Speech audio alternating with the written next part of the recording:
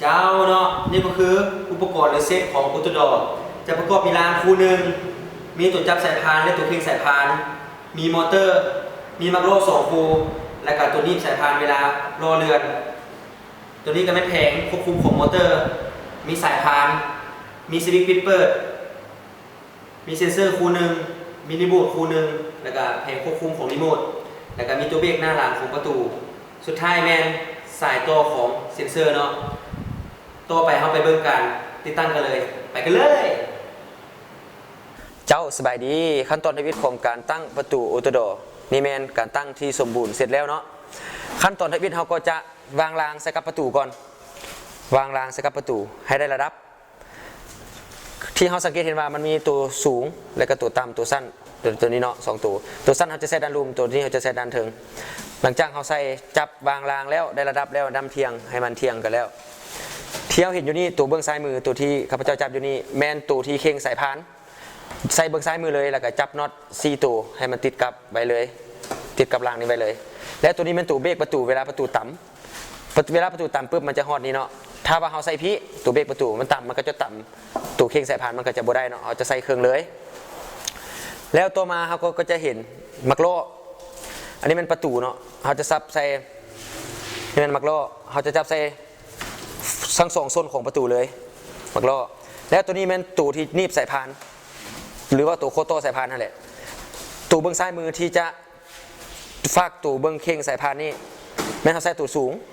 ถ้าใส่ตัวต่ำมันก็จะต่ำตัวนี้เนาะเขาใส่ตัวสูงมันจะทอดนี่แล้วก็พอดีต่ำเลยนี่มักโล่เขาจะจับใส่เลยแล้วก็ตัวนี้สายพานใส่ถึงตัวนี้มันในส่วนของประตูบานเบื้องซ้ายแล้วต่อมาประตูบานเบื้องขวาตัวที่เห็นนี่ก็แมนมักโล่ใส่บานเบื้องขวาเนาะอยู่เบื้องขวามือใส่2โซนคือกันเลยใส่2โซนคือกันแล้วเขาจับมักโล่ใส่แล้วตัวนี้ก็แมนตัวโคโตหรือว่าตัวนี้สายพานแมนด้านเบื้องขวานี่บานเบื้องขวานี่แมนใส่เบื้องลุ่มเพราะว่าตัวนี้มันจะต่ำกับตัวเบรกประตูอยู่กองเซ็นเซอร์เวลาประตูจะซนกันเนาะหลังจากเขาจับมักโล่แล้วเขาก็จะเป็นอย่างนี้เวลาเขาจับมักโล่แล้วประตู2บานก็จะเป็นอย่างนี้แล้วต่อมานี่ก็แมนตัวที่ควบคุมของออโตโดเขาจะจับใส่นี้เลย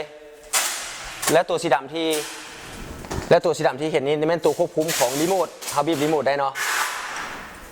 แล้วมอเตอร์ต่อมาเป็นมอเตอร์เขาก็จับใส่กับแปะกับสวิตช์เลยตัวนี้เป็นมอเตอร์จับใส่กับสวิตช์เลยสายพานนี้มันจะยาวกว่าเนาะแม้เขาจะได้ตัดเขาแทกใส่หลังจากเขาแทกแล้วให้มันพอดีกันโต้กันอยู่นี่แล้วกับนี่ใส่ตัวนี้เลย